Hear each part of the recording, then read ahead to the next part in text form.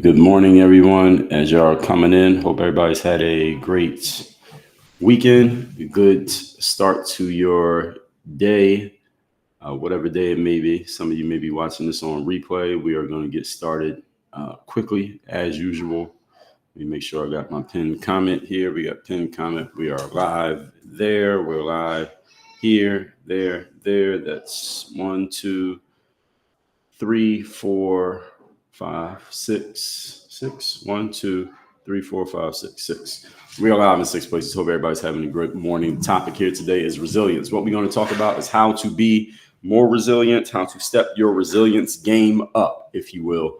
That's the topic here today. Definition of resilience is ability to withstand or recover quickly from difficult conditions. Now, despite all of this work on your game stuff that you hear a person like myself talk about, I'll introduce myself in a moment. Despite all of this, and even if you go and apply every single thing you have ever heard me or any other influencer, expert, coach, teacher, etc., if you go apply every single thing that everyone has ever told you and everything you've ever heard and all of that stuff, even if you go do all that, sometimes things are simply not going to work. All right. Sometimes that's going to happen. Things are simply not working in your favor. Maybe some bad luck is turning against you. Maybe a bad decision that you made or a bad action that you took in the past now has kind of come home to roost and you had to deal with it. And sometimes things just don't work out. Why? Because human beings are humans. We are imperfect beings. Nobody has everything work out all the time. Even if you are, let's say you're watching or following someone and it seems like everything they do is always working. That's not true. Maybe just the stuff that doesn't work, you don't know about it, or maybe it's on a different scale,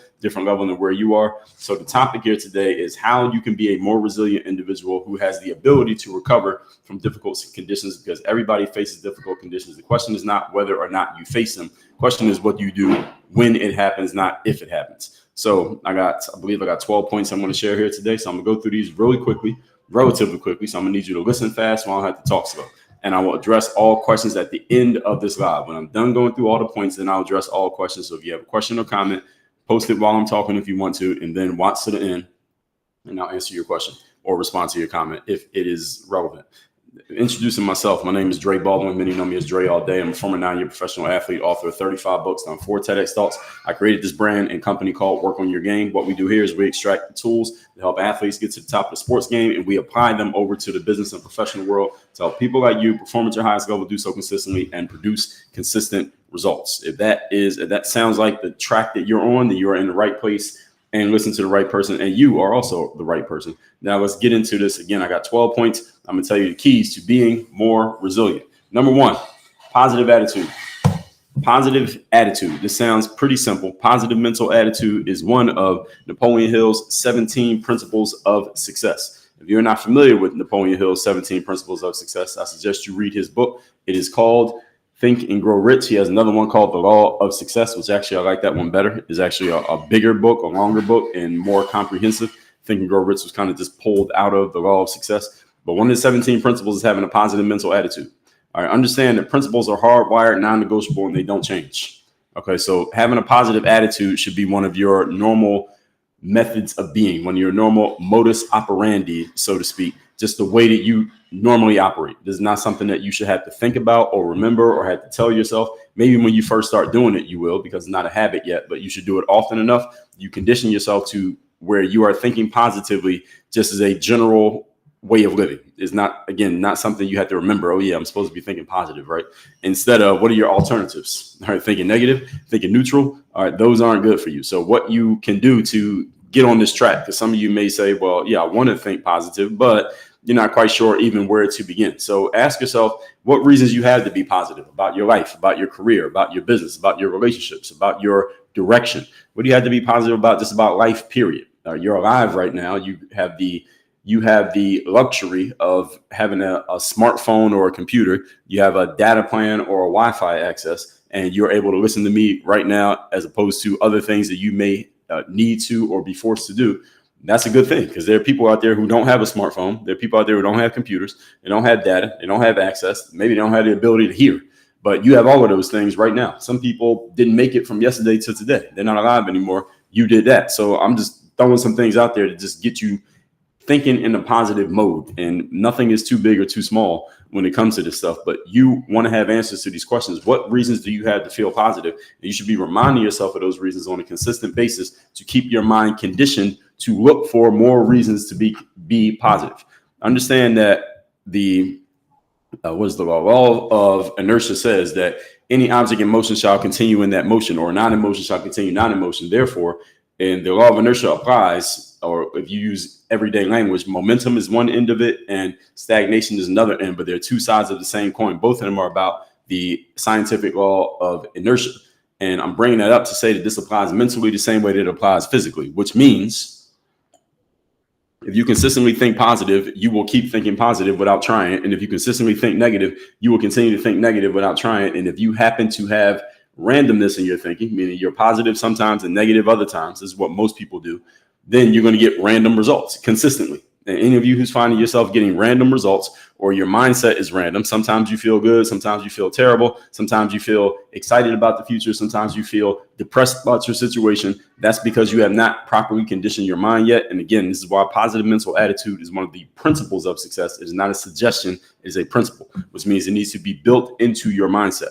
I wrote a book called The Mental Workbook. You can't see it on display there, but it's behind one of those. That blue book up there is right behind that. The Mental Workbook is all about conditioning your subconscious mind to think the way you want it to think on a consistent basis. You can program your mind any way you want to program it. The challenge for many of you is that you haven't done any conscious programming of your mind. Therefore, your mind is being programmed by whatever you're consuming, i.e. social media, TV, the internet, radio, I guess it's not radio these days, Spotify, music, whatever you're listening to, whatever you're watching on your screens, that's what's programming your mind. If that stuff is not consistently of the same tone, then you're getting inconsistent programming, which it makes it perfectly understandable why you're getting inconsistent results. Moving on to point number 2. We're talking here today about how to be resilient. Again, I got 12 points. I'll answer all questions at the end. Number 2, self-awareness. Self-awareness. You must be self-aware in order to be resilient, simply so you know which buttons of yours need to be pressed and when to press those buttons. In other words, what I mean by this, when you're facing a challenging situation, different people respond to things in different ways. Some people, when they're facing a challenging situation, they go inward and they figure out mentally how to deal with it just in basically dealing with themselves. Some people need to go outward. You need to go talk to someone. You need to go journal about it. You need to go talk to your therapist or talk to your coach or talk to a friend about the situation. They're all different ways that you can deal with a challenging situation. You need to know who you are. This is what the self-awareness part is. The better you know yourself, the better you'll be able to deal with a challenging situation and be resilient, because what works for this person over here might not work for that person over there. So the better you know yourself, that's what self-awareness is about. And if you don't know yourself, then I have no idea why you would spend time learning any other thing or any other person or any other subject.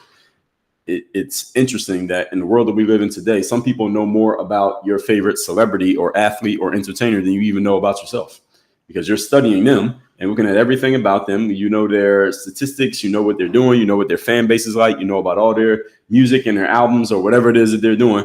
But if someone asked you a few questions about yourself, you couldn't even answer them because you haven't spent any time studying you, but you spend a lot of time studying them. I would suggest you flip that around and learn yourself better than you know anything else, because you have to live and die with you at all times. That person is going to come and go. Anybody you're engaged with in life may come and go. Maybe you'll be in a relationship with them forever. However, you have to live with you at every single moment. There are no moments. There are no moments when you won't be with yourself. So this is why that self-awareness matters so much. So to put yourself in your most productive state, again, you need to know what that is. What is the trigger that puts you in your best state? What's the trigger to put you in your best mindset? If you don't know what that trigger is that puts you in your best mindset, then it's not going to help you perform at your highest level. So again, you need to know what that is. That requires self-awareness. And this is a process that you put yourself through in your life. It's not something that just randomly happens. And so this is why self-awareness matters so much. You need to know more about yourself than you know about anyone else. Point number 3, we're talking here today again about how to build resilience, and I'm going to answer all questions at the end. Number 3 is adaptability. Adaptability is a key skill that simply means your ability to adjust to the circumstances around you. You need to understand both sides of this coin, because there are many times in life when a situation is the situation, whatever it is, whether you cause it or not, you are subject to it, and you need to adjust to what is happening around you. That doesn't mean you change your goal. Doesn't mean you can't still be who you are, but you need to adapt to a circumstance, and you need to know the difference between things you need to adapt to and things you are able to adjust to your liking. As the Serenity Prayer says, what does it say? I gotta remember what it is. Give me paraphrasing, give me the strength to change the things that I can change, and the wisdom to know, and the strength to change the things I can change, the serenity to not change the things that I can't change, or not try to change the things that I can't change, and accept them, and the wisdom to know which one is which. I'm paraphrasing there. I know I messed that up, but I'm paraphrasing. The point is, folks, you got to know when you need to adjust and when you can do the adjusting. When can you do the adjusting to the circumstance and make it how you want it to be? And when are you not going to be able to do that, and you need to adjust yourself to the circumstance? And understand something. Adjusting yourself to the circumstance does not necessarily mean you doing anything tangible or physical. Sometimes adjusting yourself to a situation simply means adjusting your thinking, just adjusting your thought process and how you are looking at a situation. The good news about that is that even when the circumstance is not to your liking, you can always do something. And one thing that you can always do is change your mentality around the situation. And if you change your mentality, the way you're mentally framing any situation, you can turn it from feeling terrible about it to feeling good about it. Just because you shifted your mindset, just because you shifted the way that you were thinking about the situation. So anyone can do this at any time. So you need to be very willing and able to adapt and adjust as necessary, because oftentimes in life, circumstances are, first of all, they change from moment to moment, from day to day. Not even people who you deal with are the same person today that they were last week. They make adjustments. They know other things. So it's like Bruce Lee said. You remember this famous quote from Bruce Lee. He said, be like water. If you put water in a cup, water becomes a cup. You put water in a bottle, it becomes the bottle. If you put water in a stream, it becomes a stream. Water basically adjusts to any situation that you put it in. And this is the reason why water is probably the most common element that we see in the universe, because it adjusts to wherever you put it. Other than air is the most common element that's out there, because it always adjusts to the situation. Now, other elements that do not adjust, and it basically stays as it is rigidly, and wants the situation to adapt to it, those things go out early. They go out in the game early, and this applies to humans the exact same way. Point number 4. Today's topic here today, again, is how to be more resilient. Number 4, cultivate the habit of optimism. What is optimism? It simply means looking through the lens of your life and projecting positivity onto your future moments. Because every moment we're stepping into the future. Every second that passes, we're getting more and more into the future, so to speak. And optimism is simply, by definition, it means hopefulness and confidence about the future or successful outcome of something. That's all optimism is. It's just thinking positively about what will happen, as opposed to pessimism, which is thinking negatively about what may happen. Now, yes, there are some people who say, hey, being pessimistic is actually a good thing. Let's say if you're a leader, or you're a general of an army, or you're running a business, you want to consider, hey, I'm able to think optimistically that everything works out perfectly, but you need to take time to consider, what if everything doesn't work out? What if things don't go the way that I want them to go? What will I do then? I'm not saying don't do that. You should do that, because that's part of your strategic planning for what you are doing. When you think strategically, you have to consider, what if our well-laid plans simply don't work the way that we want them to work? You should have contingency plans in place. So if we try to go this way and the door is locked, how else can we get into this? How else can we get into this building? How else can we solve this problem? What if the client or the prospect who we're dealing with says no to our offer? What's another way that we can close this deal and get things done? You should have those things ready just in case your first plan does not work out. And we all understand that plans are generally useless, because no human being has perfect clairvoyance to know exactly how things are going to work out. But planning, the time that you take to think about how things may work, is priceless, because you're putting your mind to work and you're considering possibilities of how things will go, even though they may not go exactly as you've expected. But the time that you took thinking about it prepares your mind for those possibilities that may come to pass. So if you're going to run a marathon, for example, it's good to be optimistic about your performance, but it's even better to have actually done the work to get ready for it. So this is another piece of optimism, is do the work that gives you a reason to be optimistic. remember I was reading this marketing guy. He was talking about, he's an old guy. He's been around for a long time. He said when he first started being a salesperson, excuse me, he had this broken down, beat up car that he would drive, and he would ride around listening to those like motivational tapes. These days, that stuff is on social media and YouTube and digital. But back then it was on tapes, cassette tapes that you would play in your car. He said he would ride around all the time, listen to those motivational, positive thinking tapes, but he still wasn't making any sales. He wasn't making any money. And he came to realize that it's much easier to think positive when you have a good reason to think positive, which meant he was actually making some sales, and he got more strategic about how he was doing his business and setting himself up for success and going and seeing prospects who were actually qualified and interested in buying. Then all of a sudden, those positive thinking tapes were much more easier to absorb simply because he had positive things going on. So the point is, optimism is a good thing, but optimism with a reason is a better thing. That means you need to do the work that gives you a reason to think positively. It's hard to think positive when you don't have anything positive going on because you're not putting yourself in position to win. Put yourself in position to win, then think positive, because now you have a reason to expect good things to actually happen. So this means doing the work, folks. Thinking optimistically alone is not it. As they say, faith without deeds is dead. So you have to actually do the work and be optimistic about the future. And then the positive thinking actually starts to make sense. Moving on to point number 5, we are talking about today how to build resilience. Number 5, build a network. What is a network? Most of you have probably heard the saying that your network is your net worth. Now, that is not 100% true. Because just because you know a whole bunch of people doesn't necessarily mean that your success is going to go up. But it does play a positive role, because when you're around other people of a certain type, they are going to push you and inspire you to be similar to how they are, just by law of association. But a network is about your relationships, your connections, just who are your people? Who are the people who you can reach out to? They can reach out to you, and there's a mutually beneficial situation between them. And when you have other people around you, hopefully who are just as resilient as you are, who know things that maybe you don't know, and you know stuff that they don't know, they can access things that you can't, and vice versa.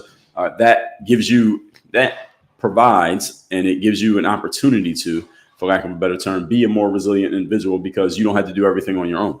One of the challenges of being the lone wolf, as we say, is that anytime something is not working, you have to solve the entire problem all based on your own resources, your knowledge, your skills, your time, your attention, your energy, and your money. But if you have relationships with other people, then sometimes you can lean on them to help you solve a problem. And when they have a problem, they can lean on you to help them solve a particular problem. This is why it matters to have relationships and connections. And all of you as humans, you should understand the most important thing in a human life is the relationships and the connections. It's not the money. It's not the social media followers. It's not how much work you did. It is the relationships and the connections that you have. Because if you are, if we fast forward 50 years and you're laying on your deathbed about to die, who's going to be in the room? All right, those are the things that matter most. It doesn't matter how much money you made, because you're about to be dead. It doesn't matter how much of a career you had, because, again, you're about to be dead. It doesn't matter how many followers you have, because, again, you're about to die. What matters is who's there when all of that's over. And that's what the relationships are about. So this is why relationships matter a lot. And I just talked about this in last week when I was on here. I was talking to you all about the collaboration economy. We're in a collaboration era right now where the most valuable and important thing you can do, the highest leverage thing you can do, is collaborate with other people. The more other people you can collaborate with and connect with, you can get more done faster through working with them than you will get done doing everything on your own.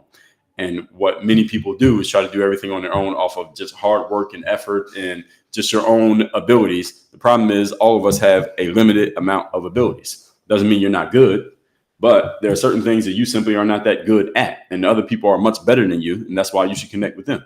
And there are things that other people are not good at, but you are amazing at. That's why you should be connected to them, so you can help them and they can help you. And again, much more gets done when you're working with other people than when you do everything on your own. So as they say, if you want to go fast, go by yourself. But if you want to go far, bring other people with you. This is why it matters to have a relationship with other people. I once heard Damon Dash, who's used to be in the he's still in the entertainment business. He used to be business partners with Jay-Z. Remember, he said this once. He said, if you got a circle of 10 people and everybody in that circle has $1 million and one of the people goes broke, then all the other 9 people can each give that guy $100,000. Now he's not broke again. But the most important part of that circle is that everybody in the circle has actually have some value. So when I say networking, folks, it doesn't mean networking with people who aren't doing anything and aren't bringing anything to the table. You want to network with people who actually bring some value to the table, so that if you need something, they could probably help you. And if they need something, you can help them. So if you're networking with a bunch of people who are bringing nothing to the table, then nobody wins. The law of association says you become the average of the people you spend the most time with. Doesn't matter how many people it is. It can be 3 people, 10 people, it can be 100 people. But the people you network with need to bring some value to the table, and you need to be a person who brings value to the table for them. And value is relative, ladies and gentlemen. Value is what other people want. So you need to add to the circle by being around people for whom you are a valuable piece of the circle. If you're not a valuable piece of a circle in one place, maybe you'll be valuable in another place, or maybe you just need to step your game up so that you do have some value to bring to the table for anyone with whom you may engage. Moving on to point number 6, we're talking here today about resilience, how to have more of it. We got 12 points I'm going to go through here. And again, I'll answer questions at the end if there are any. Number 6 is problem solving. If you want to be more resilient, you must be good at solving problems. And by the way, any of you who is an entrepreneur, all right, your only job as an entrepreneur is to solve problems. That's it. The job of an entrepreneur is to solve problems. If I had to just put it in one simple phrase, that is it. All you do is solve problems. You identify a problem that's out there that someone has, and either you solve it, period, or maybe you can solve it in a better or different way than how it is currently being solved. So if I was to open a hoagie shop in my town, I'm not inventing the problem of someone wanting something to eat. I'm just solving it in a different way because there's no other shop in town that is similar to mine. So if people like my type of food, they'll come to me to get it because they can't get it at all the other places in town. So you're just solving a problem, again, in a new or unique way or in a better way than is currently being solved. If someone was to open a car dealership in town, again, people already know about cars, but maybe they want your car more than they want the other cars that are out there. So problem solving simply means, again, solving an issue that other people have better than they're getting it solved right now, at least in their myopic view of how it's being solved. Also, your ability to solve your own problems, that matters as well. You want to be a resilient individual. You need to be resilient enough to solve some of your own problems. And solving your own problems does not necessarily mean you had to do everything to get the problem solved. It could mean what we just talked about, leaning on your network. All right, who do I know who can solve this problem? I have this issue. So let's say me as an athlete, I have an issue. My knee is hurting or my back's hurting or something like that. I could try to solve the issue on my own, but being that it's hard to operate on your own knee or on your own back, I might call someone in my network who I know is an expert in that area, and I'll tell them, hey, this is what I'm dealing with. This is the issue that I have. What do you think about that? And they'll say, oh, I can help you with that. Just come to my studio or come to my gym or wherever it is they do their thing. I go see them. They fix the issue. I pay them for their time and their expertise. Now my problem is solved. Now, who solved the problem? I did. I solved the problem by leveraging other people. So when I say problem solving and being able to solve your own problem, that doesn't mean you have to do everything from 0 to 100. It just means you have to know how to get those things done one way or another. It's kind of like if, let's say, Jeff Bezos he was running Amazon, he got the credit for everything Amazon did, but it's not like he was doing it all himself. It's not like he's working in a warehouse, putting packages in the little envelopes and then putting it on the truck. He wasn't flying the planes or driving the trucks or doing the deliveries, but he oversaw the operation to make sure everything was running the way it was supposed to. And then he put people in place to do things he didn't need to do to the point that he could be completely hands off. And now he's not even actively running the business anymore. The point being, solving the problem doesn't mean you got to do everything on your own. It just means the problem needs to get solved based on your taking the initiative. Okay. And a good coach should be able to help people figure out what are the component parts, what are the actual issues, what needs to be addressed. Problem solving also is about figuring out what the actual problem is. What I found in my work as a coach that a lot of times people are solving the wrong problem. Let me say that again. What I found as a coach is many times people are trying to solve the wrong problem. You either solve the wrong problem and then you still have the same issue because you didn't solve the right thing, or you are trying to get answers to the wrong question. And if you ask the wrong question, it doesn't matter what answer you get. It could even be the right answer, but you got the right answer to the wrong question. So it's like, if let's use the example I just gave. So let's say as an athlete, my knee is bothering me. So I might think, well, something's wrong with my knee. So I'm putting ice on my knee. I'm looking up YouTube videos on how to fix knee problems. I'm going to see some orthopedic surgeon who specializes in knee issues. And the whole problem is that is nothing wrong with my knee, is that my hips may be a little bit weak or my calf muscle is not firing the way it's supposed to. And therefore, because of those two issues on the same side of the body, my knee is working harder than it needs to. And that's why the knee feels weak, because it's doing more work than it's supposed to, because it's making up for my hips and my calf muscle. But if I don't recognize that, i.e. I don't solve the right problem, I may be trying to fix things that don't need to be fixed. I'm trying to fix something that ain't broken, and I'm not fixing the thing that actually is broken. This is why diagnosis of an accurate issue is very important. And this is one of the things that I do in my work as a coach, is find out what the real issue is. Because often when I'm talking to people, they think the issue is something over here when the issue is actually something all the way over here. And then again, if you don't solve the right problem, you will feel like you're doing all the right things and taking all the right steps, but you're still not getting the progress that you want. It's simply because you asked the wrong question. Moving on to point number 7. So we're in the second half now. What we're talking about here today is how to be more resilient. Now, again, I got 12 of these points. I'll answer questions at the end. Number 7 is your ability to emotionally regulate. What does this mean? It simply means managing your emotions. You are in the emotional management business, ladies and gentlemen.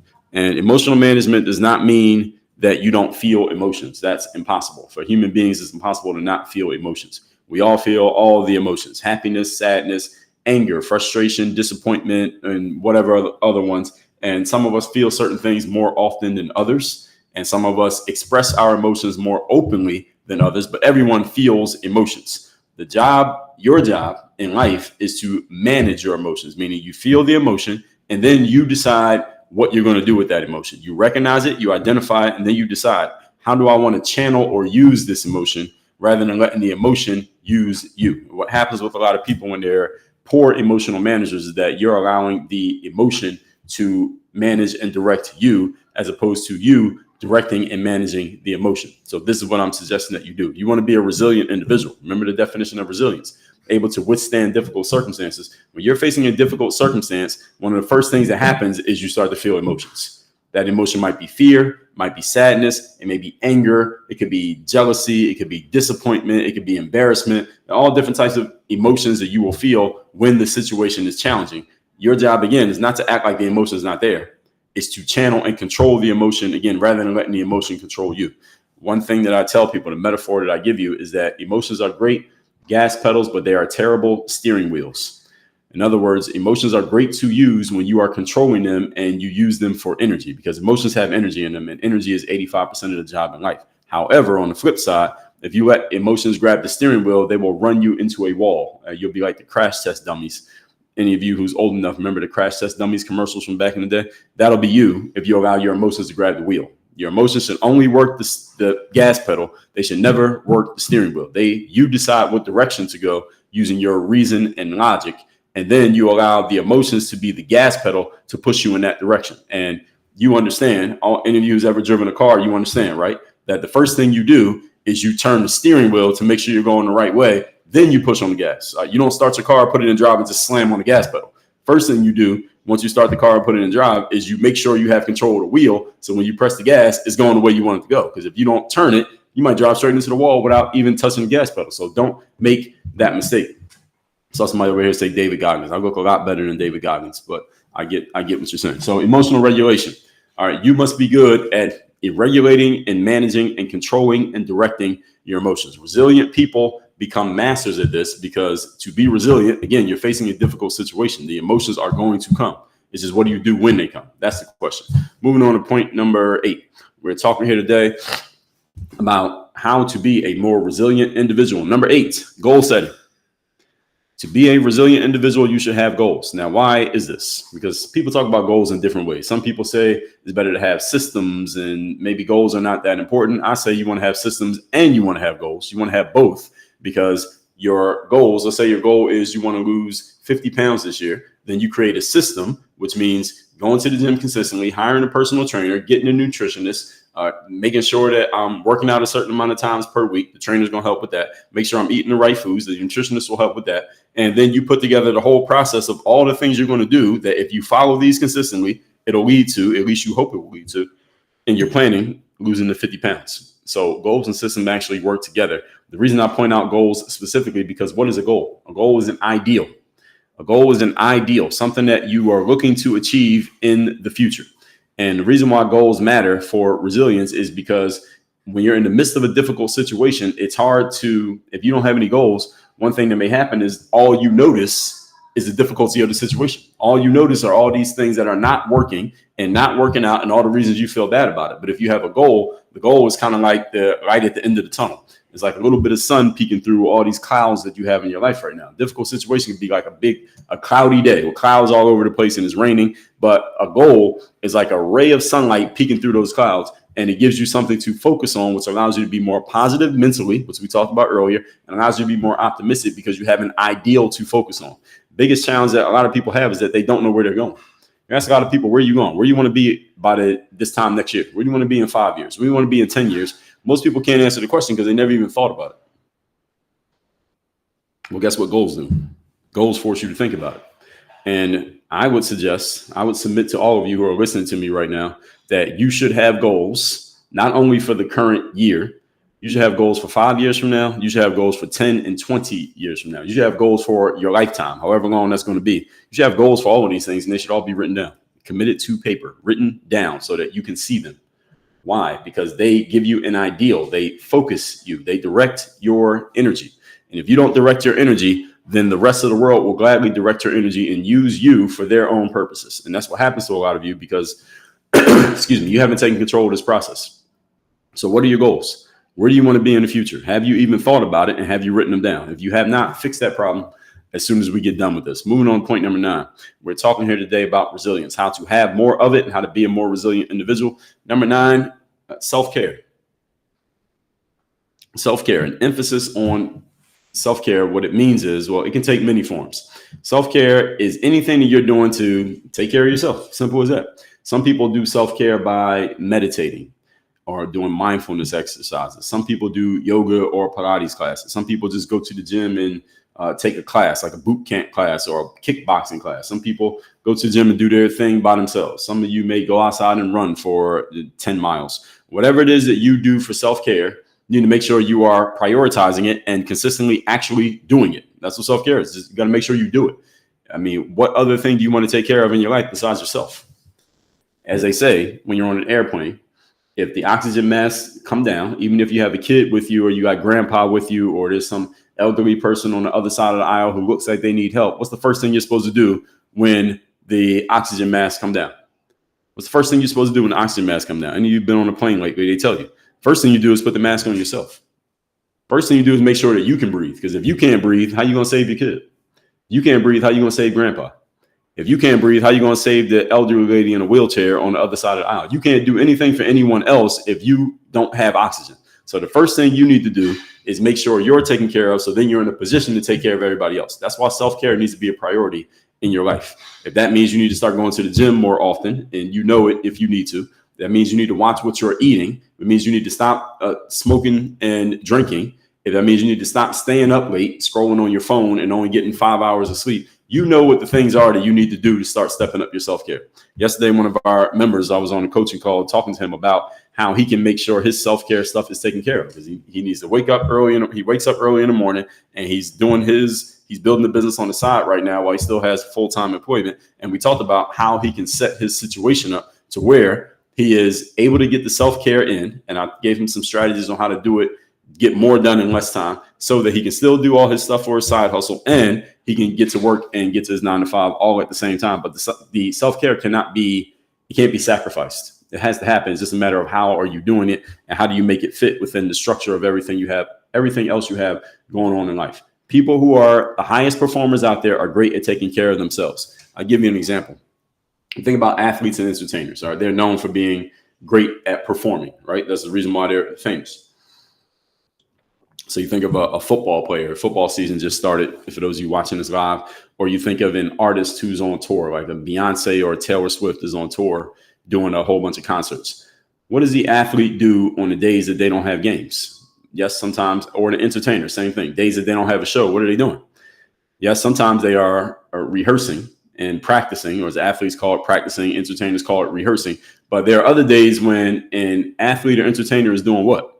They are basically relaxing and rejuvenating themselves. A football player doesn't go from playing the game on Sunday and then they put on pads and just start hitting each other in practice all day the next week and then go right to the next game next Sunday. They can't do that. Their bodies would eventually break down. So most football teams who play the game on Sunday have Monday off so their body can recover. And they might even get Tuesday. Maybe on Tuesday they'll come in and watch film, but they don't hit each other. Then they might only put the pads on maybe Wednesday or Thursday. Then they don't do it again maybe Friday, Saturday, because they got another game coming up on Sunday. The point being, there's some self-care built into the structure. And many of you don't have any self-care built into your structure. You're just trying to go, running on a treadmill without stopping. Well, the problem with that is eventually your body will break down because it hasn't had time to recover. Any of you who knows anything about fitness and exercise knows that no matter how hard your workout is and how great your workout is, even if you have a trainer or whatever, that the body builds itself back up when? During recovery. The body doesn't build itself up while you're in the gym lifting the weight. So if you go in the gym and you lift some really heavy weights and it's hard, what you're doing is breaking the fibers in the muscle. Now, the more weight you lift, the more fibers that you break. So in order for the fiber to rebuild itself stronger than it was before, you need to get out of the gym and not be working out. Muscles rebuild themselves during recovery time, not during the workout time. When you're working out, you are breaking muscle fiber. You're breaking the body down. And what the body does, and this is why the body is a great machine, it understands what just happened and it rebuilds itself back stronger than it was last time. So if last time you can only lift 50 pounds, next time you can lift 55 pounds, and the next time maybe 65, next time 75. Why? Because the muscles built itself back up. But if you don't give yourself recovery time, then the muscle gets weaker, not stronger. So if you lifted 50 pounds today and your muscles are really sore, and you go right back in the gym and do the same lift, the same body part tomorrow, then you're probably going to be able to lift less because you haven't given your muscles time to recover and get strong again. So if you give yourself enough rest time, then you go back to the gym. Now you can lift heavier weight because the muscle got stronger. But if you don't allow yourself time to recover, you can't get stronger or better. And this applies to all aspects, folks. This applies mentally. This applies emotionally. This applies physically. Everything that I just said. Self-care matters. And many of you, especially the males out there, many of you have this mindset that self-care is some type of luxury, something that you only do when maybe once you achieve all your success and you get some time and you can rest and recover, or I can sleep when I die, what people say, metaphorically speaking. I'm going to push back on that. I just gave you an example. All right. The NFL football players, are they high level performers? Yes. Do they just put on a helmet and pads and just run into each other at full speed every single day? No, they do it on Sunday for the game. And then they have days off during the week. Why? So their body can recover. So they're better ready for the next game. It's the same thing that you need to be doing, even if you're not a pro athlete. Number 10, we're talking here today about how to be more resilient. Number 10 is mindfulness. Now, what is mindfulness? This term is relatively new at being popular, yet is not new at existing. The definition of mindfulness is a mental state achieved by focusing one's awareness on the present moment while calmly acknowledging and accepting one's feelings, thoughts, and bodily sensations, used as a therapeutic technique. All right, this is a very long definition. It says a lot. What it means is focusing on the moment you're in, whether that be your feelings, your thoughts, your energy, or whatever happens to be going on, and maintaining your presence of mind amidst the turmoil of events. That's my way of paraphrasing that definition. Mindfulness is about being where you are. That's what mindfulness is, being where you are. Now, what's the alternative to being where you are? It's what many of us do all the time when we're not aware of it, is what I call time traveling. What does time traveling mean? Time traveling is when you are thinking about stuff that happened in the past that you can't do anything about because it already happened, or you are considering things that might happen in the future, especially in a negative way, that, again, you're not even guaranteed those things are going to happen, nor can you do anything about them because they haven't happened yet, and you don't even know if they're going to happen. Another words that we use for these things are sometimes we call it regret, looking back at the past, because, again, you can't change the past, so we feel regret about the past, and we're allowing our emotions to kind of control our minds at that moment, or you're feeling anxiety about the future. All right, how many of you have found yourself doing this at any time in the last, let's just say 24 hours, feeling bad about something that didn't go the way you wanted it to in the past, or feeling anxious about something that might not go the way you wanted to in the future, or you could also call this worrying, which is simply a down payment on negative energy. Why would you do this? Many of you putting down payments on negative energy by being anxious about the future or worrying about the future that has not even occurred. First thing is, if it's going to occur, you being anxious or worried about it is not going to change it from happening. And secondly, many of the things that we predict in our minds are going to happen in the future don't actually happen. They don't even come to fruition. So we did all that worrying for nothing. You put a down payment on a negative situation that never even happened, and it was a non-refundable deposit. So you can't even get your money back. So you just wasted your energy for no reason and your time. and your focus and your attention and the opportunity cost of what you could have been doing with it. All of that got wasted by focusing on something that didn't even happen yet. Or if it's going to happen, it's going to happen. So you worrying about it, they're going to change it. So this is all about maintaining your presence of mind. That's what mindfulness is about. That's the way that I would describe it if you just asked me to put it in my own language, which I just did. And one of my favorite books called The 33 Strategies of War by Robert Greene, he talks about this. One of the chapters is, amidst the turmoil of events, don't lose your presence of mind. In other words, don't lose your head just because there's a whole lot of stuff going on that might seem a little bit out of control. Athletes need to be able to do this in the middle of a game. I remember there was this clip of Michael Jordan back when he played, they were in the huddle, like during the timeout. He was saying to his teammates, hey, everybody keep your head. All right, don't lose your focus because we're all in this together. He was saying that to his teammates because his teammates, it was probably like a tumultuous situation. The teammates were kind of losing their composure, and he was trying to bring everybody back to where they needed to be. It's the same thing you need to be able to do with yourself, and you should do with yourself on a consistent basis. This is just mindfulness, and this is the reason why I mentioned earlier, some of you do yoga or meditation or some type of, you might even call it a mindfulness exercise every day. Why do you do these things? And if I'll give you a hint as to why you do them. First of all, when you do mindfulness, they usually call it a mindfulness practice. If you do yoga, it's called a yoga practice. If you do meditation, it's called a meditation practice. It's not called a mindfulness science or a yoga science or a meditation science. Why is it called a practice? The reason it's called a practice, everyone, and again, think about sports. Just analogize what I'm telling you here to sports. The reason your meditation is called a practice is because the 20 minutes or the hour that you spend meditating is simply practice for the game, metaphorically speaking, of all the rest of the day when you're not meditating. That's the purpose of a mindfulness exercise. You're practicing during your yoga, during your mindfulness, during your meditation of calming yourself, centering yourself, focusing on the moment, letting your thoughts go by, but not dwelling on them. You're practicing that so that when you stop meditating and then you go out into the world and you got to deal with all these people who you don't control and all these circumstances that, you can't always direct. Now you're able to center yourself because you practice doing it. You spent 20 minutes practicing this morning so that when crazy stuff happens in life, you are able to handle it. That's the reason why it's called a practice. And it's the reason why all of you should have some type of mindfulness thing that you do on a consistent basis, because it helps you prepare your mind to go to this state, even when things in the outside world are going all over the place and in ways that you don't have control over. Again, that's why it's called a practice, not a science. And the reason I mentioned sports is, again, analogizing it. Why do athletes have practice? Any of you has ever played a sport? I played a sport professionally for almost a decade. We practiced more than we played. And why do we practice so much? We practice so that when we get in the game, we already know what to do. We are prepared in practice so that when the game happens, we don't need to think about what to do, how to respond, how to react, because we already prepared ahead of time.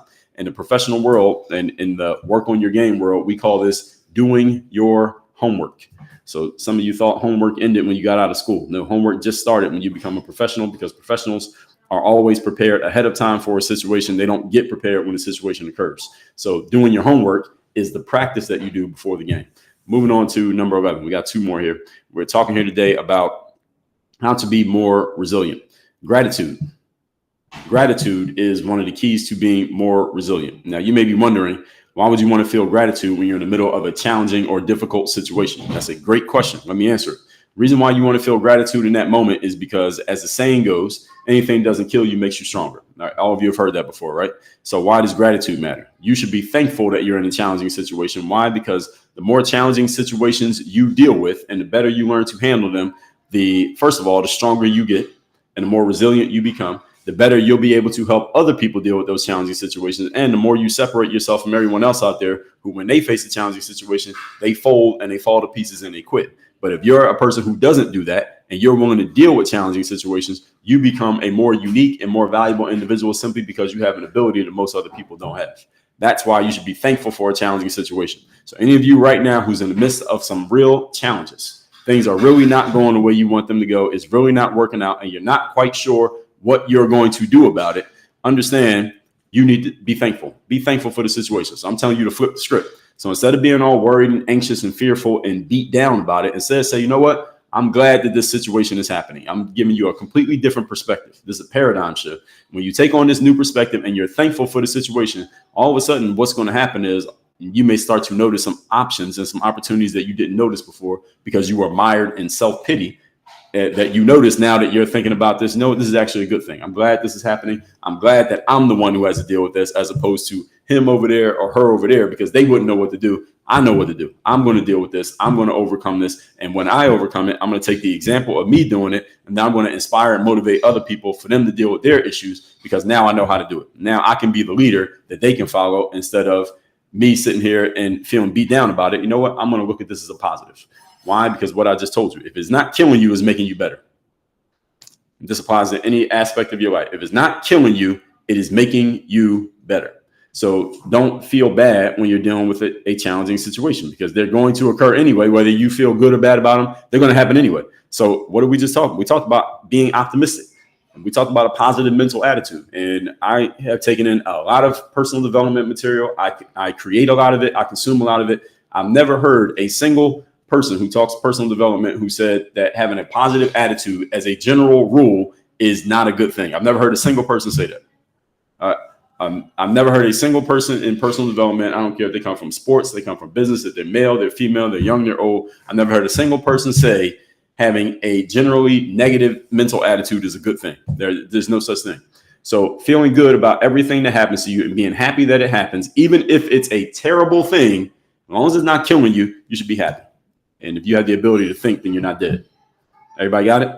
So gratitude. Be thankful that you're dealing with a challenging situation. Just that flip alone can change the entire perspective of how you're dealing with a challenging situation right now. I got one more point. I'll take questions at the end if any of you have any. If you got a question or comment, you can put it in the comments now. Number 12, we're talking here today about how to be a more resilient individual. Number 12, continuous learning and growth. Learning and growth. When you're faced with a difficult situation, you can learn from whatever led to that situation and grow from the fact that you dealt with it. I just kind of touched on this in the previous point. Next time you face a difficult situation, one thing you should ask yourself is, how did this happen? How did this occur? What did I not notice? What did I not see? What was I not paying attention to? Where was I not vigilant? Where was I careless? Where did I not do my homework? What was already brewing that I didn't notice because I just wasn't paying proper attention? I just was not aware enough.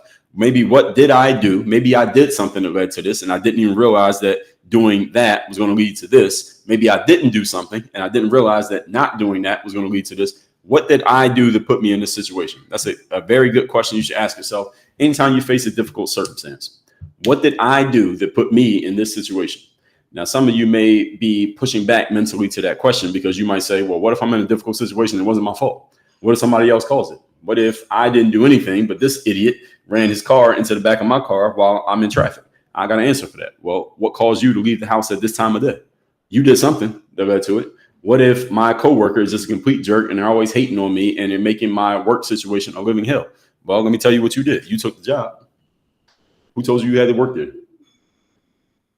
Now, some of you may think that I'm kind of just being extreme here in saying these things.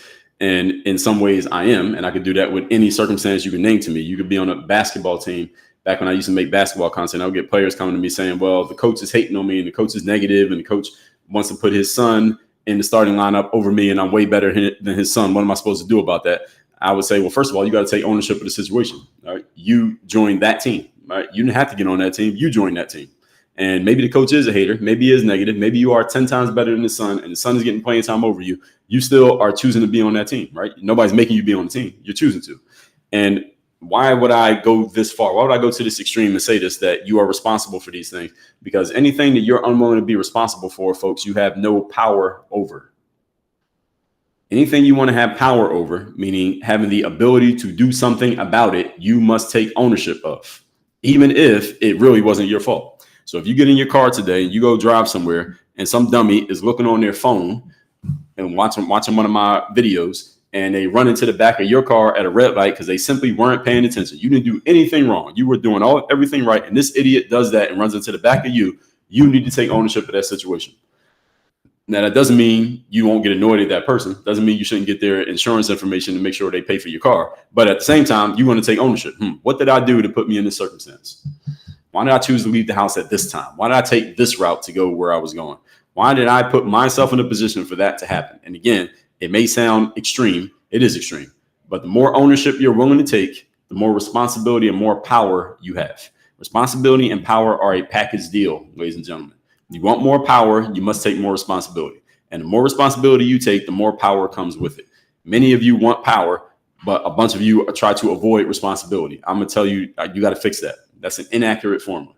You can't want power while avoiding responsibility. So if you want to be more powerful in your life, you want to be more powerful over your own circumstance, take responsibility for everything, even if it's not your fault. And if you want to have more power over others and circumstances and situations, start taking responsibility for stuff that you didn't even do, is not of your making, and you're not the reason why it is what it is. But if you're willing to be responsible for it, even though you didn't do it, you have power. But if you don't take power, you have no responsibility. That's how it works. This is a package deal. There are no exceptions.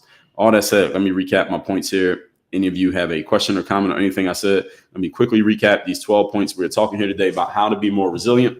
Definition of resilience is ability to withstand or recover quickly from difficult conditions. Number one, having a positive mental attitude. Read Napoleon Hill's work for more of that. Number two, self-awareness. You need to know yourself better and more than you know anyone else. Many of you study more than you know yourself, which makes no sense. Number three, adaptability. Quickly changing and adjusting the circumstance. Number four, optimism.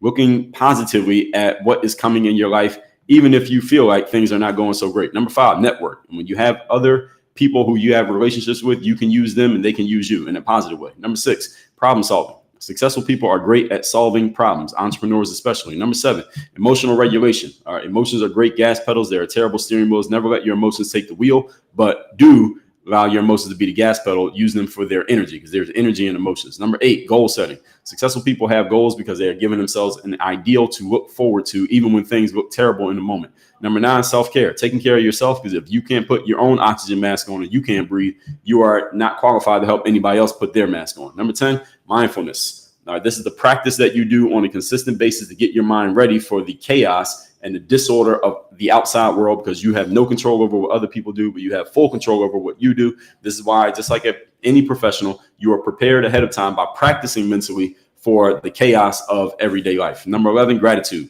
Yes, gratitude. Feel good about a challenging situation. Why? Because if it's not killing you, it's making you better. It is preparing you for a great thing that's going to happen in the future. This is combined with optimism and positive mental attitude. So you see how all these pieces fit together, and about hitting your goals. If you're going to be successful, you're going to face challenges. Things are going to be hard. There will be times that it's difficult. There will be times where you have no idea how or if this thing is even going to work out. You should feel good about that circumstance. Why? Because if it's not killing you, it is making you better and is preparing you for a future when you need to be a stronger individual in order to deal with the success that is on the way. And again, when you combine all these elements, all these principles I'm giving you here, you can see how all these pieces fit together.